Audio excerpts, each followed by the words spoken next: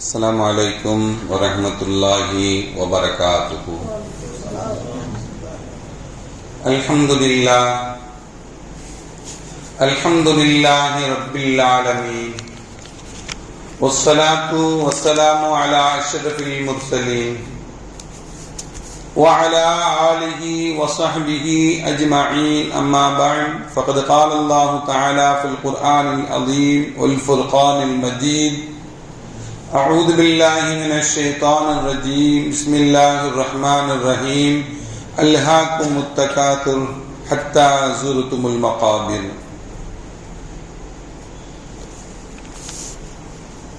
قال النبي صلى الله عليه وسلم: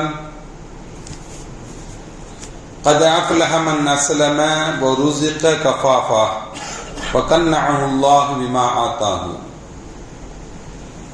رب اشرح لي صدري ويسر لي أمري واحلل عقدة من لساني يفقهوا قولي. اللهم صل على سيدنا محمد. اللهم صل عليه وسلم. கண்ணியத்திற்கும் மரியாதைக்கும் உரிய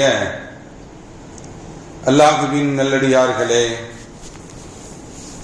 அருமையான சகோதர பெருமக்களே, அருமை நாயகன் ஹதரத் ஸல்லல்லாஹு அலைஹி வஸல்லம் உடைய நற்பாக்கியம் நிறைந்த நல்லும்மத்துமார்களே, அருமையான பெருமக்களே, எந்த விஷயத்தை கேட்க இருக்கிறோமோ அந்த விஷயத்தின்படி அமல் செய்யக்கூடிய பாக்கியத்தினையும், கேட்ட விஷயங்களை பிறருக்கு எட்டி வைக்கக்கூடிய பாக்கியத்தினையும் அல்லாஹ் நம் அனைவருக்கும் வழங்கிடுவானாக. நம்முடைய வாழ்நாட்களை அல்லாஹ் ஆரோக்கியமான வாழ்நாட்களாக ஆக்கி தருவானாக. மருத்துவமனைகளுக்கு செல்லாத காலங்களாக ஆக்கி தருவானாக. மருத்துவமனை செலவினங்களிலிருந்து அல்லாஹ் நம் அனைவரையும் முழுமையான முறையில் பாதுகாப்பானாக. எல்லா விதமான ஆபத்துகள், விபத்துகள், பலாய் முசீபத்துகள், பரவக்கூடிய தொற்று நோய்கள், அனைத்து விதமான பாவ செயல்களிலிருந்தும் அல்லாஹ் நம் அனைவரையும் முழுமையான முறையில் பாதுகாத்து நிம்மதியான, அமைதியான, ராகத்தான, சந்தோஷமான, மகிழ்ச்சியான வாழ்க்கை இந்த உலகத்திலும் நாளை மறு உலகத்திலும் அல்லாஹ் அளவில்லாமல் வழங்கிடுவானாக. நம்முடைய ஹலாலான ஹாஜத்துகள் அனைத்தையும் அல்லாஹ் நிறைவேற்றி தருவானாக. புனிதமான ரமலானை அடையக்கூடிய நல்ல தௌஃபீக்கினை தந்தருள் புரிவானாக. அதில் இரவு நின்று வணங்குவதற்கும் பகலில் நோன்பு நோற்றுவதற்கும் புனிதமான லைலத்துல் கத்ருடைய இரவை அடைவதற்குண்டான நல்ல தௌஃபீக்கினையும் அல்லாஹ் நம் அனைவருக்கும் தந்தருள் புரிவானாக என்று இந்த நல்ல நேரத்தில் துஆ செய்து துவங்குகிறேன். அருமையானவர்களே,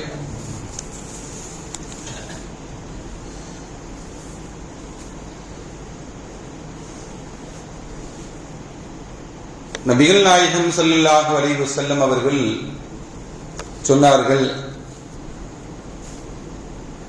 என்னுடைய இந்த உம்மத்தில் எனக்கு பிறகு பெரிய குழப்பங்கள், அழிவுகள் ஏற்படுவதை நான் அஞ்சுகிறேன் என்று சொன்னாங்க.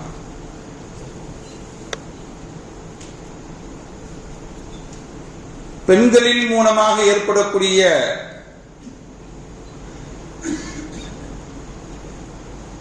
பல அவமானங்கள், குழப்பங்களையும் நான் அஞ்சுகிறேன் என்று சொன்னாங்க ஸல்லல்லாஹு அலைஹி வஸல்லம்.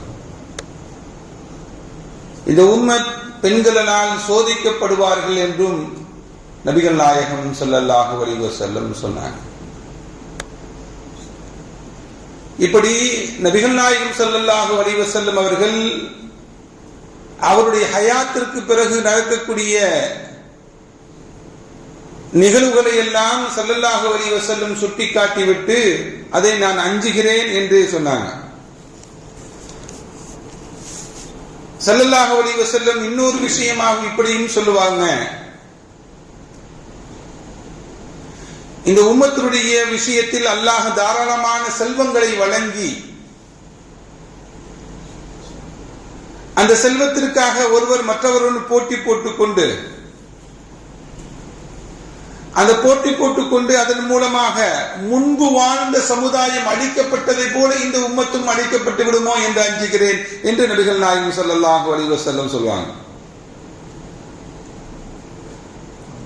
அப்படினால் இந்த உம்மத் செல்வத்தினால், பேராசையினால் அழிந்து விடுமோ என்று பயப்படுகிறேன் என்று நபிகள் நாயகம் ஸல்லல்லாஹு அலைஹி வஸல்லம் சொல்றாங்க. அருமையான பெருமக்களே, இன்னைக்கு மனிதனை மதிப்பது அப்படிங்கிறது அவனுடைய செல்வத்தை வைத்துதான் மதிப்பிடப்படுகிறது. ஒரு மனுஷனை அளவிடுறதுக்கு என்ன இருக்குன்னா அவனுடைய செல்வம் எப்படி இருக்கு அப்படின்னா அவனுடைய அளவீடாக இருக்கு. ஒரு மனிதனை மதிப்பது என்பது அவனுடைய செல்வத்தை வைத்து அல்ல, மார்க்கத்தினுடைய பார்வையில், அல்லாஹ்வுடைய பார்வையில், அல்லாஹ்வுடைய ரசூலுடைய பார்வையில். ஆனா இன்னைக்கு பெரும் செல்வந்தர் வந்தால் சல்யூட், சாதாரண மனிதர் வந்தால் ஒண்ணுமே இருக்காது. பெரும் செல்வந்தர் வந்தால் சலாமுக்கு மேல சலாம், சாதாரண மனிதர் வந்தால் எதுவுமே இருக்காது, கண்டும் காணாதது போல. மூமின்களை மூமின்களாக பார்க்க வேண்டும், மனிதர்களை மனிதர்களாக பார்க்க வேண்டும். இது மார்க்கம் நமக்கு சொல்லித் தரக்கூடிய செய்திகள். நபிகள் நாயகம் ஸல்லல்லாஹு அலைஹி வஸல்லம் காலத்தில் மர்ர ரஜுலுன் அலன் நபி ஸல்லல்லாஹு அலைஹி வஸல்லம், ஸல்லல்லாஹு அலைஹி வஸல்லம் அவர்களை ஒரு மனிதர் கடந்து செல்கிறார். கடந்து சென்ற மனிதரை பற்றி ஸல்லல்லாஹு அலைஹி வஸல்லம் சொன்னாங்க, மா ரஅயுக ஃபீ ஹாதர் ரஜுல், இந்த மனிதர் சம்பந்தமாக நீங்க என்ன சொல்றீங்க, உங்களுடைய எண்ணம் என்ன, இவரை பற்றி நீங்க என்ன கருதுறீங்க அப்படின்னு சொல்லி ஸல்லல்லாஹு அலைஹி வஸல்லம் கேட்டாங்க. சஹாபாக்கள் இருந்தவர்கள் சொன்னாங்க, ரஜுலுன் அஷ்ரஃபுன் நாஸ், மக்களில் மிக சிறப்பான மனிதர் இவர். எப்படி சிறப்பானவர்? செல்வத்தால் சிறந்து உயர்ந்து நிற்கக்கூடியவர். இன் ஹதப அய்யுன்கஹ, அவருக்கு திருமணம் முடிப்பதற்காக பெண் கேட்கப்பட்டால் அவருக்கு திருமணம் முடித்து கொடுக்கப்படும். இந்த உம்மத்தில், இந்த சமுதாயத்தில் இவர் பெண்ணு கேட்டார்னா செல்வந்தராக இருப்பதனால், மதிப்பு மரியாதையாக இருப்பதனால் பொண்ணு கேட்டோன்னு பொண்ணு திருமணம் முடித்து கொடுக்கப்படும். இவர் வேற யாரிடமாவது பரிந்துரை செய்தால் அவருடைய பரிந்துரை ஏற்றுக்கொள்ளப்படும் என்று நபிகள் நாயகம் அப்படின்னு சொல்லி அந்த சஹாபாக்கள் ரசூலுல்லாஹ்ட்ட சொன்னாங்க. ஃபஸக்கத, ஸல்லல்லாஹு அலைஹி வஸல்லம் அமைதியாக இருந்தாங்க. மர்ர ரஜுலுன் ஆகர், இன்னொரு மனிதர் ரசூலுல்லாஹி ஸல்லல்லாஹு அலைஹி வஸல்லம் அவர்களை கடந்து சென்றார். மா ரஅயுக ஃபீ ஹாதர் ரஜுல், இந்த மனிதர் விஷயத்தில் நீங்க என்ன சொல்றீங்கன்னு ஸல்லல்லாஹு அலைஹி வஸல்லம் தன்னிடம் இருந்தவர்களிடம் கேட்கிறாங்க. ஆல அவங்க சொன்னாங்க, யா ரசூலல்லாஹ், அல்லாஹ்வின் தூதர் ரசூல் ஸல்லல்லாஹு அலைஹி வஸல்லம் அவர்களே, ஹாதர் ரஜுலுன் மின் ஃபுகரா, ஏழைகளில் இவர் ஒரு ஏழை, ஏழையான மனிதர்களில் இவரும் ஒரு ஏழையானவர். ஹாதா ரஜுலுன் மின் ஃபுகராஇல் முஸ்லிமீன், முஸ்லிம்களில் ஏழைகளில், முஸ்லிமான ஏழைகளில் இவரும் ஒருவர், வசதி வாய்ப்பு இல்லாதவர். இன் ஹதப அல்லா யுன்க, அவரு பெண் கேட்டார்னா யாரும் பொண்ணு கொடுக்க மாட்டாங்க, திருமணம் எல்லாம் முடிச்சு வைக்க மாட்டாங்க. இவர் பரிந்துரை செய்தால் அல்லா யுஷஃபஅ, அந்த பரிந்துரை ஏற்றுக்கொள்ளப்படாது. இவர் யாரிடமாவது பேச ஆரம்பித்தால் அல்லா யுஸ்மா, இவருடைய பேசியை யாரும் செவிதாழ்த்தி கேட்க மாட்டார்கள். பேச்ச யாரும் செவிதாழ்த்தி கேட்க மாட்டாங்க என்று இரண்டு மனிதர்களுடைய, ஏழையுடைய பார்வையையும் பணக்காரனுடைய பார்வையும் மக்களிடம் இருந்து ஸல்லல்லாஹு அலைஹி வஸல்லம் கேட்கிறாங்க. ஏழையுடைய பார்வையும் ஸல்லல்லாஹு அலைஹி வஸல்லம் கேட்கிறாங்க, பணக்காரனுடைய பார்வையும் கேட்கிறாங்க. மக்களிடம் இருந்து கேள்வியை கேட்டு ஸல்லல்லாஹு அலைஹி வஸல்லம் பதிலை கேட்கிறார்கள். கேட்டுட்டு அவர்கள் ஒரு முடிவை சொல்லுகிறார்கள். உங்களுடைய பார்வையில், மனிதனுடைய பார்வையில் செல்வந்தர் உயர்ந்தவராக இருக்கலாம், அவர் பேசினால் மக்கள் செவிதாழ்த்தி கேட்கலாம், அவர் பெண் கேட்டால் திருமணம் முடித்து வைக்கப்படலாம், அவர் பரிந்துரை செய்தால் பரிந்துரை ஏற்றுக்கொள்ளப்படும் என்றெல்லாம் சொன்னீங்க. இன்னொரு மனிதரை பற்றி சொன்னீங்க, அவர் ஃபுகராஉல் முஸ்லிமீன், முஸ்லிம்களிலே மிக ஏழையான மனிதர் இவர். இவர் திருமணம் முடிப்பதற்கு பெண் கேட்டால் திருமணம் முடித்து வைக்கப்படாது, அவர் பேசினால் காது தாழ்த்தி கேட்கப்படாது, அவர் பரிந்துரை செய்தால் பரிந்துரை ஏற்றுக்கொள்ளப்படாது என்று இரண்டு விதமான மனிதர்களை பற்றியும் நீங்க சொன்னீங்க. ஸல்லல்லாஹு அலைஹி வஸல்லம் சொன்னாங்க, ஹாதா கைரும் மின் மில்உல் அர்தி மிஸ்ல ஹாதா, முதல் மனிதர் இருக்கிறார் அல்லவா, இவரே போன்றவர்கள் உலகத்தில் பூமியில் நிரம்பி இருப்பதை விட இந்த ஒரு மனிதர் இருப்பது மிகச்சிறந்தது என்று சொன்னாங்க ஸல்லல்லாஹு அலைஹி வஸல்லம் அவர்கள். நாளை மறுமை நாளையில சொர்க்கத்துக்கு யார் முதலா போவாங்க தெரியுமா? செல்வந்தர்கள் அல்ல, ஏழைகள் தான் முதலில் சொர்க்கத்திற்கு செல்வார்கள். பலகீனமானவர்கள் சொர்க்கத்திற்கு செல்வார்கள், ஏழைகள் செல்வார்கள் என்று நபிகள் நாயகம் ஸல்லல்லாஹு அலைஹி வஸல்லம் சொன்னாங்க. அல்லாஹ்விடத்தில் அவர்கள் தான், ஏன்னா அவர்கள் இந்த உலகத்திலே சிரமப்படுறாங்க, அவர்களுக்கு மறுமையில் அல்லாஹ் உயர்ந்த அந்தஸ்தை கொடுப்பான், உயர்ந்த நிலை அல்லாஹ் வழங்குவான் என்பதுதான். அருமையான பெருமக்களே, இப்படி நம்முடைய மதிப்பு என்பது ஒரு மனிதனுடைய வளமான வாழ்க்கையை வைத்தல்ல, அப்படி அளவிடக் கூடாது என்பதுதான் நபிகள் நாயகம் ஸல்லல்லாஹு அலைஹி வஸல்லம் இந்த ஹதீஸின் மூலமாக நமக்கு சொல்லித் தரக்கூடிய செய்தி. அருமையான பெருமக்களே, அதே போல சில பேர் உடல் அமைப்பை வைத்து சில பேரை வெறுப்பாங்க. உடல் அமைப்பை வச்சு கால் ஊனமானவர், கண் தெரியாதவர், அல்லது கை கால் கொஞ்சம் சரியாக இயலாதவர், இவரை பார்த்தா கொஞ்சம் ஒதுங்கி போவாங்க. எனக்கு தெரிந்து ஒரு மனிதர் கண் தெரியாத சில பேர்கள் தொழுகைக்கு வருவாங்க, அவருக்கு பக்கத்துல போய் நிற்கக்கூடிய சூழ்நிலை, தொழுகையில பக்கத்துல வந்து நிற்கும் பொழுது அதை அருவருப்பாக கருதி பின்னாடி போய் நின்றுட்டார். அவர் இப்ப சொல்லுகிறார், யார் அருவருப்பாக கருதி பின்னாடி போய் நின்னாரோ, தனித்து நின்னாரோ, அவர் சொல்லுகிறார், என்னுடைய கண் பார்வை இப்பொழுது போகிவிட்டது. ஏன் போகிவிச்சு அப்படின்னா, கண் பார்வை தெரியாதவர்களை நான் அசிங்கமா நினைச்சேன், ஏன் கண் பார்வை இப்பொழுது போகிவிட்டது. அருமையானவர்களே, மனிதர்களை மனிதர்களாக மதிக்க வேண்டும். அவர்கள் ஊனமானவர்கள், பணம் காசு இல்லாதவர்கள் என்று புறக்கணிக்கப்படக்கூடாது. எல்லோரும் மனிதர்கள் தான் என்பதை இஸ்லாமிய பார்வையில் நாம் அதை தான் உணர வேண்டும். அருமையான பெருமக்களே, முஆத் இப்னு ஜபல் ரலியல்லாஹு தஆலா அன்ஹு அவங்க சஹாபிகளில் ஒரு சஹாபி. ஸல்லல்லாஹு அலைஹி வஸல்லம் அவர்கள் சொல்லுவாங்க, அஅலமு உம்மத்தி பில் ஹலாலி வல் ஹராம், ஹலால் ஹராமை மிகவும் அறிந்தவர்கள் ஹஜ்ரத் முஆத் இப்னு ஜபல் ரலியல்லாஹு தஆலா அன்ஹு அவங்க. ரொம்ப பேணிக்கையானவர்கள் அவர்கள். ஸல்லல்லாஹு அலைஹி வஸல்லம் அவர்கள் முஆத் இப்னு ஜபல் ரலியல்லாஹு தஆலா அன்ஹு அவர்களை பார்த்து சொல்லுவாங்க, இமாமுல் உலமா யௌமில் கியாமா, நாளை மறுமை நாளையிலே ஆலிம்களுடைய இமாமாக முஆத் இப்னு ஜபல் இருப்பாங்கன்னு சொன்னாங்க. ஆலிம்களுடைய மார்க்க அறிஞர்களுடைய இமாமாக முஆத் இப்னு ஜபல் நாளை யௌமுல் கியாமா, நாளை மறுமை நாளையில் இருப்பாங்க என்று நபிகள் நாயகம் ஸல்லல்லாஹு அலைஹி வஸல்லம் சொன்னாங்க. ஒரு பகுதியுடைய கவர்னராக ஆக்கினாங்க முஆத் இப்னு ஜபலை ஸல்லல்லாஹு அலைஹி வஸல்லம் அவர்கள். ஹஜ்ரத் உமர் ரலியல்லாஹு தஆலா அவங்க சொல்வாங்க, அடிக்கடி சொல்லுவார்கள், என்னுடைய மரணத்திற்கு பிறகு நான் மரணிக்கக்கூடிய சமயத்தில் முஆத் ஹயாத்தாக இருந்தால் எனக்கு பிறகு முஆதை தான் கலீஃபாவாக நான் நியமிப்பேன் என்று சொன்னார். நான் மரணிக்கக்கூடிய நேரத்தில் முஆத் இப்னு ஜபல் ரலியல்லாஹு தஆலா அவங்க ஹயாத்தாக இருந்தாங்க அப்படின்னா எனக்கு பிறகு யாரை தான் கலீஃபாவாக நியமிப்பேன்? முஆத் இப்னு ஜபலை தான் கலீஃபாவாக நான் நியமிப்பேன். அல்லாஹ் நாளை மறுமை நாளையில உனக்கு பிறகு யாரப்பா கலீஃபாவை நியமிச்ச என்று அல்லாஹ் என்னிடம் கேட்டால், யா அல்லாஹ், எங்கள் நாயகம் ஸல்லல்லாஹு அலைஹி வஸல்லம் சொன்னாங்க, இமாமுல் உலமா யௌமுல் கியாமா முஆத் இப்னு ஜபல் சொன்னாங்க.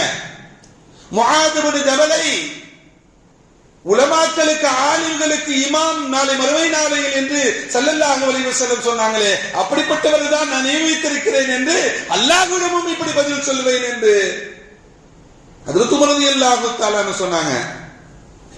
ஆனால் அமீருல் முஃமினீன் உமர் ரலியல்லாஹு தஆலா மரணிக்குவதற்கு முன்பாகவே முஆத் இப்னு ஜபல் நோயினால் வீடிக்கப்பட்டு மரணித்து விட்டார்கள்.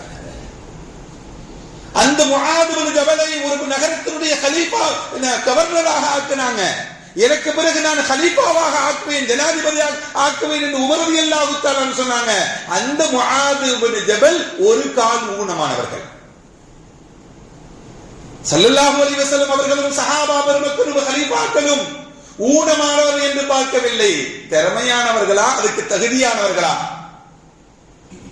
என்றுதான் பார்க்கப்பட்டதை தவிர ஏழை பணக்காரர் என்ற பார்வை கிடையாது. ஊனமானவர் ஊனமற்றவர் என்ற பார்வை யாருக்கு கிடையாது, இஸ்லாமிய பார்வையில் கிடையாது என்பதுதான் இந்த செய்திகள் எல்லாம் நமக்கு சொல்லித்தரக்கூடிய பாடங்களும் படிப்பினைகளும். அருமையான பெருமக்களே, இந்த உலகத்தில் வாழக்கூடியவர்கள் இன்னைக்கு விலைவாசிகள் எல்லாம் எப்படி போய் ஏறி போய் கிடக்குது. தங்கம் ரேட்டை பார்த்து பொம்பளை பிள்ளைங்க வச்சிருக்கவங்க எல்லாம் பதறாங்க, எப்படி பிள்ளைய கல்யாணம் பண்ணி கொடுக்கறதுன்னு. ஒவ்வொரு நாளைக்கு ஆயிரங்களாக, ஒரு ஆயிரம் இல்ல பல ஆயிரங்களாக ஏறுகிறது. எந்த உச்சத்தை தொட போகிறது என்று தெரியல. நமக்கு இருக்கதானே செய்யும், அந்த பதட்டம் இருக்கதானே செய்யும். வெள்ளியுடைய விலை அதுவும் சேர்ந்து உயர்ந்து கொண்டே செல்கிறது. அது எந்த உச்சத்தை அடையும், அது இறங்குமா அப்படிங்கிற நிலைகள் எல்லாம் தெரியல. இந்த தங்கம் வெள்ளியுடைய விலை ஏற்றம் அப்படியே பாதியாக குறைந்த வரலாறும் கிடையாது. கொஞ்சம் இறங்கும் திருப்பி ஏறும், கொஞ்சம் இப்படிதான் ஏற்றம் இறக்கும் இருக்குமே தவிர முழுமையாக இறங்கிய வரலாறும் கிடையாது. அவன பெண் பிள்ளைகளுக்கெல்லாம் எப்படி நகை போட்டு திருமணம் முடித்துக் கொடுப்பது, நடுத்தர வர்க்கத்தில் இருக்கக்கூடியவர்களுடைய அவருடைய அச்சங்கள், நாம் எப்படியாவது சம்பாதித்து விட வேண்டும் என்று அவர்கள் ஒரு பக்கத்தில் தள்ளப்படுகிறார்கள். அது ஹராமை பார்க்க வேண்டுமா ஹலாலை பார்க்க வேண்டுமா என்ற நிலைப்பாடுகள் எல்லாம் இல்லாத சூழ்நிலை ஏற்பட்டு விடுகிறது. ஏனென்றால் மற்றவர்கள் அனுபவிக்கக்கூடிய அந்த சொகுசான வாழ்க்கை, அந்த வாழ்க்கையை பார்த்து நடுத்தர வர்க்கத்திலும் எப்படியாவது சம்பாதித்து விட வேண்டும். அது ஹலாலை ஹராமை பார்க்க தேவையில்லை என்ற நிலைக்கெல்லாம் வந்துடுது. அருமையான பெருமக்களே, எளிமையாக வாழ்ந்தவர்கள் நபிகள் நாயகம் ஸல்லல்லாஹு அலைஹி வஸல்லம். அவருடைய தோழர்களும் எப்படி எளிமையாக வாழ்ந்தவர்கள். சல்மானுல் ஃபாரிசி ரலியல்லாஹு தஆலா அன்ஹு ரொம்ப வயது மூத்த சஹாபி. அவங்க ஹதீஸ்கள்ல அவர்கள் சல்மானுல் ஃபாரிசி ரலியல்லாஹு தஆலா அவங்க இந்த உலகத்துல எவ்வளவு நாள் வாழ்ந்தாங்க அப்படிங்கிற செய்தி சொல்லும் பொழுது இப்னு ஹஜர் ரஹ்மத்துல்லாஹி அலைஹி சொல்லுவாங்க, இப்னு ஹஜர் அஸ்கலானி ரஹ்மத்துல்லாஹி அலைஹி சொல்லுவாங்க, 250 சனா 250 வருஷம் வாழ்ந்ததா சொல்றாங்க. இன்னொரு அறிவிப்பின்படி 300 வருஷம் சல்மானுல் ஃபாரிசி வாழ்ந்ததா சொன்னாங்க. ஸல்லல்லாஹு அலைஹி வஸல்லம் அவர்களை சந்திக்கும் பொழுது முதலாக சந்திக்கும் போது 100 வயதை கடந்துதான் சந்திச்சாங்க. இப்படி சல்மானுல் ஃபாரிசி ரலியல்லாஹு தஆலா அவங்க வீடே இல்லாமல் வாழ்ந்தார்கள். வீடே இல்லாமல் வாழ்ந்தார்கள். எல்லாரும் அடிக்கடி சொல்லுவாங்களாம் சல்மானுல் ஃபாரிசி ரலியல்லாஹு தஆலா பார்த்து, அருமை தோழரே ஒரு வீடை கட்டிக்கோங்களேன், உங்களுக்குன்னு ஒரு வீடு இருந்தால் அந்த வீட்டில் நீங்கள் தங்கிக் கொள்வீர்கள் அப்படின்னு பார்க்கக்கூடிய நேரம் எல்லாம் சொல்லுவாங்களாம். எல்லாரும் சொல்றாங்களே அப்படிங்கிற நிலைப்பாட்டுக்கு ஒரு முடிவுக்கு வர்றாங்க. சல்மான் ஃபாரிசி ரலியல்லாஹு தஆலா அவங்க எல்லாருடைய பேச்சையும் கேட்டு ஒரு வீடை கட்டி கொள்ளணும் முடிவுக்கு வந்தப்ப வீடை கட்டக்கூடியவர்களை கூப்பிட்டு கேட்கிறாங்க, வீடு எப்படி கட்டுவ, உங்களுடைய நிலைப்பாடுகள் தெரியும், இங்க உள்ளே சொன்னீங்கன்னா உங்களுடைய முகடு மேல் முகடு மேல சீலிங் உங்க தலையை உரசுற மாதிரி வைக்கணும், படுத்தா உங்களுடைய கால் உரசுற மாதிரி சுவர் இருக்கணும், இதுதானே உங்களுடைய இது. ஆமா அப்படி கட்டினா போதும், எனக்கு தலையை உரசுற மாதிரி இதுக்கு மேல இருக்க கூடாது, தலையை உரசுற மாதிரி முகடும் சீலிங்கும், படுத்தால் காலை உரசுற மாதிரி சுவரும் இருக்கணும், அவ்வளவு அளவுக்கு போதுமானது, அதை தாண்டி கட்ட வேண்டாம் என்று வீடு கட்டி வாழ்ந்தவர்கள். இப்படி எளிமையாகவும் சிம்பிளாகவும் வாழ்ந்தவர்கள் தான் சஹாபா பெருமக்கள். அப்படி வாழ்க்கையை தான் நபிகள் நாயகம் ஸல்லல்லாஹு அலைஹி வஸல்லம் சஹாபா பெருமக்களுக்கு கற்றுக் கொடுத்தார்கள் என்பதுதான் இந்த நிகழ்வுகள் எல்லாம் நமக்கு சொல்லி காட்டுகிறது.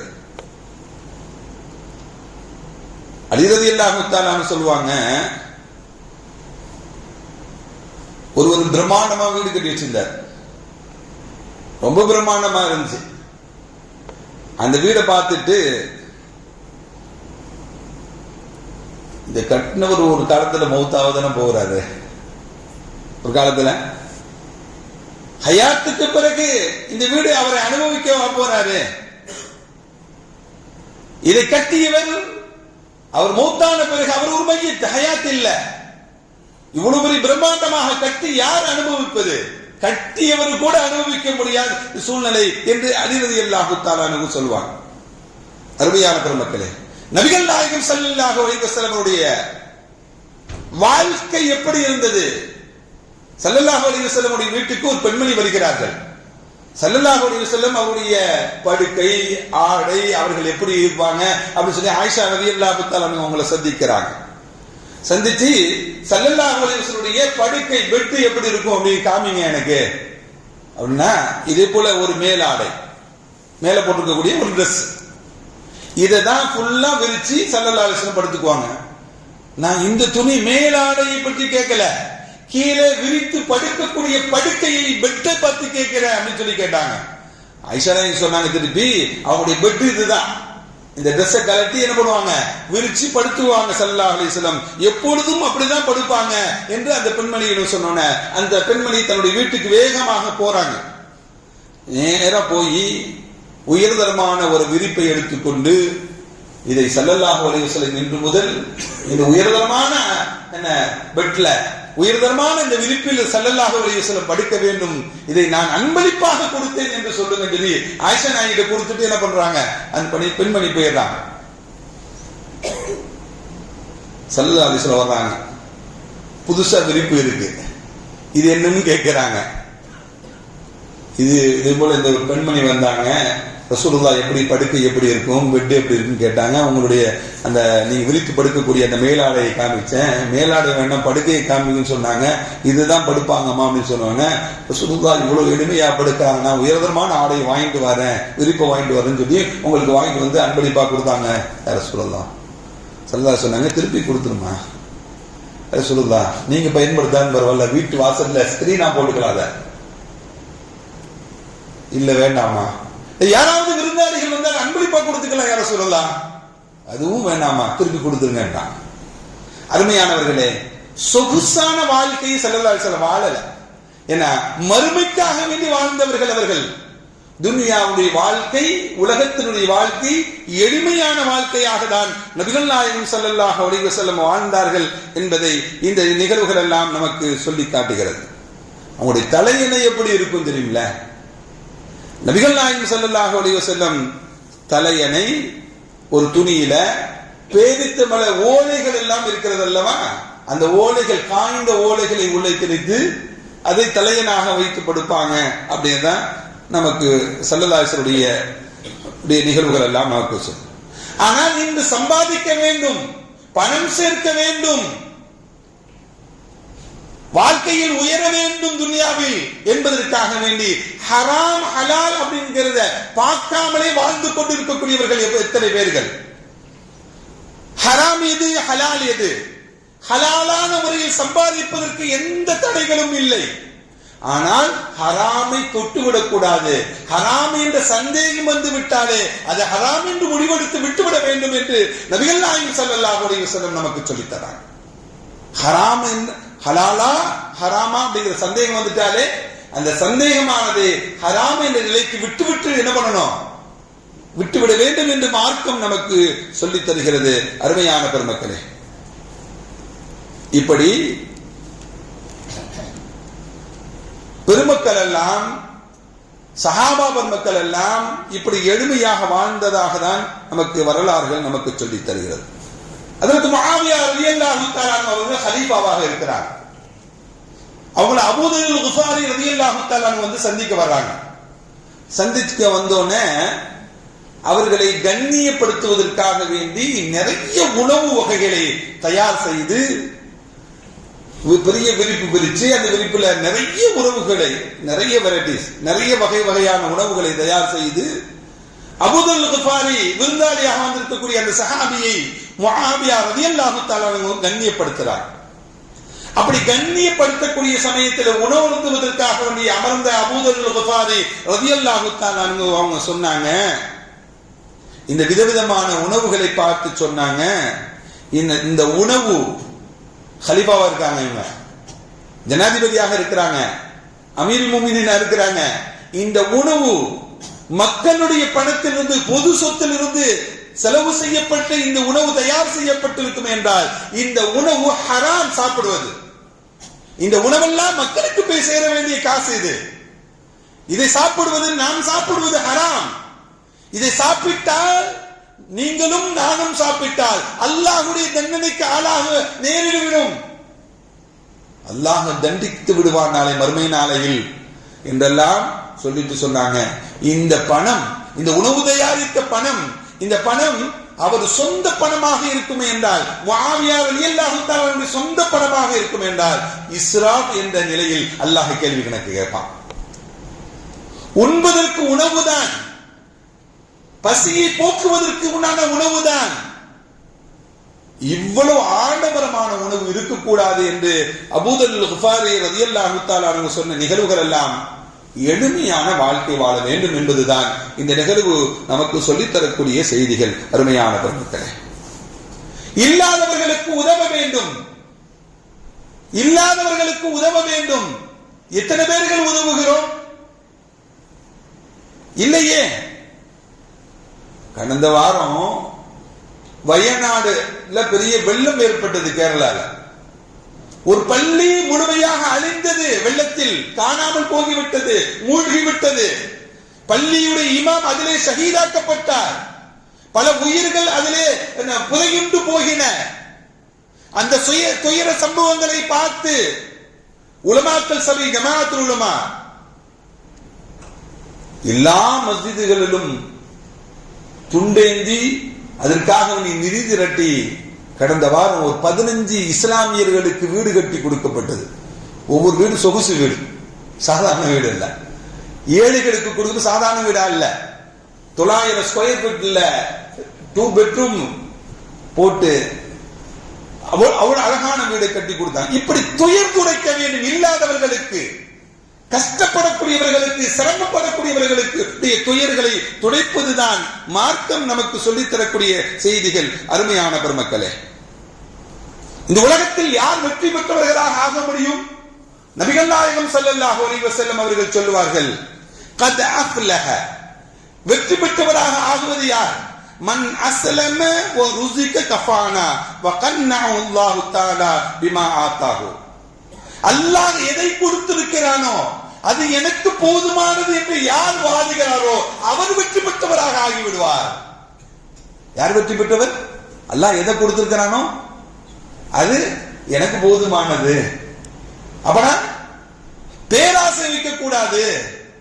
இன்னைக்கு நிறைய பேர் பேராசை வைத்து, அகலக்கால் வைத்து தான் இந்த வாழ்க்கையில் ஒன்றும் இல்லாமல் மோனியாகி ஒண்ணுமே இல்லாம போனவங்க நிறைய பேர் இருக்கு.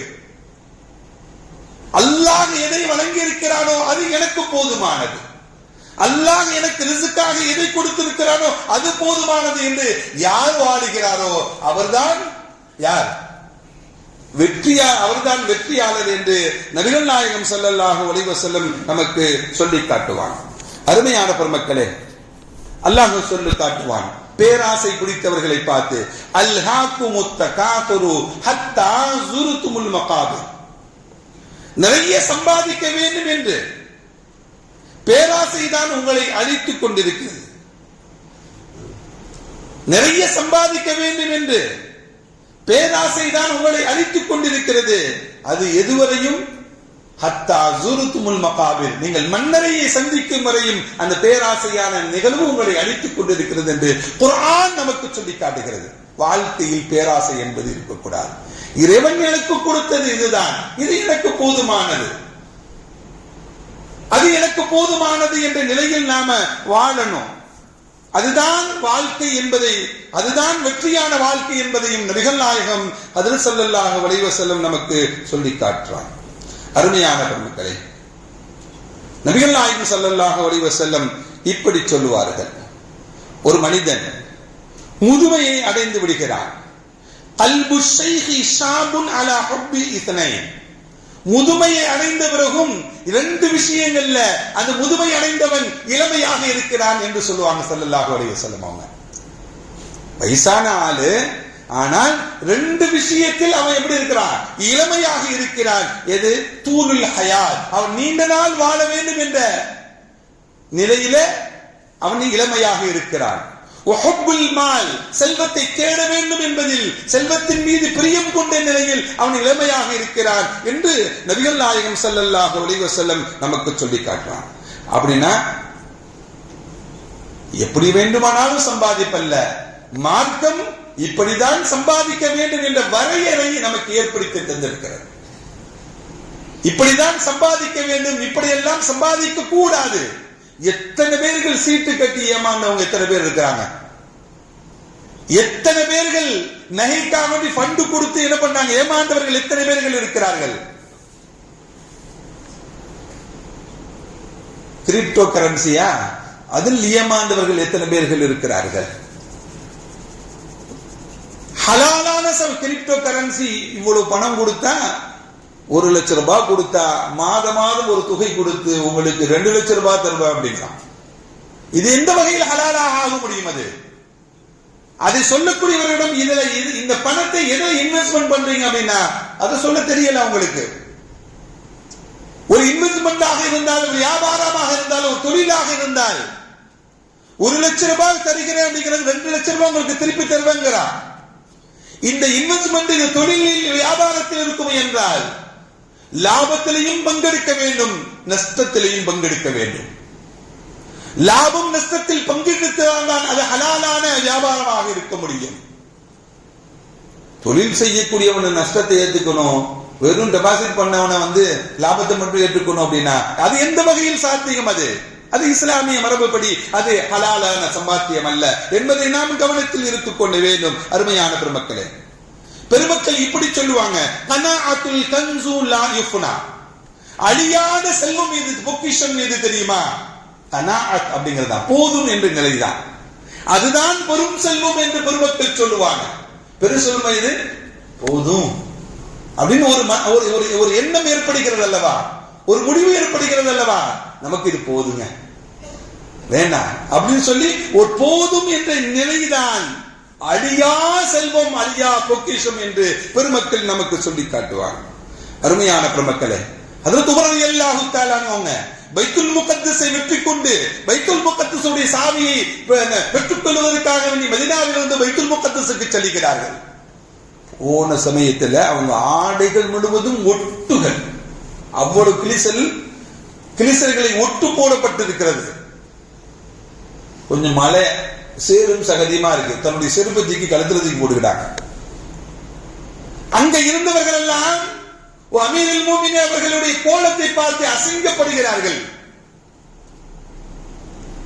அபூ உபைதத்துல் ஜர்ராஹ் போன்ற சஹாபிகள் எல்லாம் அமீருல் மூமினீன் அவர்களே பேசுறதுக்கு பயப்படுறாங்க. இருந்தாலும் அவங்க நம்முடைய கலீஃபாவை அசிங்கமா நினைக்க கூடாது, கேவலமா நினைக்க கூடாது என்பதற்காக வேண்டி மெலிந்த ஒட்டகத்தில் வருகிறார்கள், கிழிந்த ஆடைகளை அணிந்திருக்கிறார்கள். செருப்பு சேர்ல மாட்டிக்கிச்சுன்னா எடுக்க முடியாது, அதனால செருப்பத்துக்கு எங்க போட்டிருக்காங்க? கழுத்துல போட்டு போறாங்க. அமீருல் மூமினீன் அவர்களே, உங்களுடைய ஆடையை மாற்றிக்கொள்ளுங்கள். உங்களுக்கு மெலிந்த ஒட்டகத்துக்கு பதில் நல்ல கொழுத்த ஒட்டகத்தை நாங்கள் தருகிறோம், கம்பீரமாக போங்க. நல்ல உயர்ந்த ஆடையை தருகிறோம், அதை மாற்றிக்கொண்டு செல்லுங்கள் என்றெல்லாம் அமீருல் மூமினீன் அவர்களுக்கு அபூ உபைதத்துல் ஜர்ராஹ் ரலியல்லாஹு தஆலா அவர்கள் சொன்ன பொழுது, அபூ உபைதா, உனக்கு ஞாபகம் இல்லையா? இன்னா குன்னா அதல்லு கௌமுன், நாம் அரபுகள் எல்லாம் எப்படி வாழ்ந்தோம் தெரியுமா? கேவலமான கூட்டத்தார்களாக வாழ்ந்து கொண்டிருந்தோம். அல்லாஹ் ஃபஅஸ்ஸனல்லாஹு பில் இஸ்லாம், இந்த மார்க்கத்தை கொண்டு அல்லாஹ் நம்மை கண்ணியப்படுத்தினார், உயர்வுபடுத்தினார். அந்த ஞாபகம் இல்லையா உங்களுக்கு? கேவலமான மனிதர்களாக இந்த உலகத்தில் வாழ்ந்து கொண்டிருந்தது. அல்லாஹ் இந்த மார்க்கத்தை கொண்டு நம்மளை உயர்வுபடுத்தினார், கண்ணியப்படுத்தி வைத்திருக்கிறார். இந்த ஆடையை கொண்ட ஒரு மனிதனுக்கு கண்ணியம், மெலிந்த ஒட்டகத்தை கொண்ட மனிதனுக்கு கண்ணியம். நாங்கள் என்னுடைய செருப்பை வீணாக்காமல், அழுக்காக்காமல், சிதையுண்டு போகாமல் இருப்பதற்கு தோளில் மாற்றிக்கொண்டனே, இதா கண்ணிய குறைவு? அல்லாஹ் இஸ்லாத்தை கொண்டுதான் கண்ணியத்தை வைத்திருக்கிறான். ஒரு மனிதனுடைய ஆடையை வைத்தல்ல, அவனுடைய பணங்காசை வைத்தல்ல, அவனுடைய வாகனத்தை வைத்தல்ல. அல்லாஹ்விடத்தில் கண்ணியம் என்பது நாம் மார்க்கத்தை ஏற்றுக் கொண்டிருக்கிறோம், ஈமானை ஏற்றுக் கொண்டிருக்கிறோம். அதுதான் அல்லாஹ்விடத்தில் கண்ணியம் என்பதை ஹஜ்ரத் அமீருல் முஃமினீன் உமர் ரலியல்லாஹு தஆலா சொல்லி காட்டினார். இதை நீங்க கைவிட்டுட்டீங்க, மார்க்கத்தை நீங்கள் கைவிட்டு விட்டீர்கள் என்றால் அல்லாஹ் உங்களை இழிவுபடுத்தி விடுவான் என்பதை கவனத்தை கொள்ளுங்கள் என்று அதற்கு உமர் ரலியல்லாஹு தஆலா அவங்க அபூ உபைத் ஜர்ராஹ் சொன்னாங்க. அருமையான பெருமக்களே, மார்க்கம் தான் நமக்கு கண்ணியம், இஸ்லாம் தான் நமக்கு கண்ணியம். காசு பணங்களால் ஒரு மனிதன் கண்ணியமாக முடியுமா அப்படின்னா இருக்காது. இன்ன அக்ரமக்கும் இன்தல்லாஹி அத்தகாக்கும், அல்லாஹ்விடத்தில் கண்ணியமானவன், அல்லாஹ்விடத்தில் உயர்ந்து நிற்கக்கூடியவன் உங்களில் யாரு இறையச்சமுடையவர்களாக இருக்கிறார்களோ அவர்கள்தான் அல்லாஹ்விடத்தில் கண்ணியமானவன் என்று அல்லாஹ் குர்ஆனிலே சொல்லி காட்டுகிறேன். அந்த இறையச்சத்தை அல்லாஹ் நமக்கு நிறைவாக தந்தருள் புரிவானாக. வ ஆகிரு தஅவானா அல்ஹம்துலில்லாஹி ரப்பில் ஆலமீன். அஸ்ஸலாமு அலைக்கும் வ ரஹ்மத்துல்லாஹி வ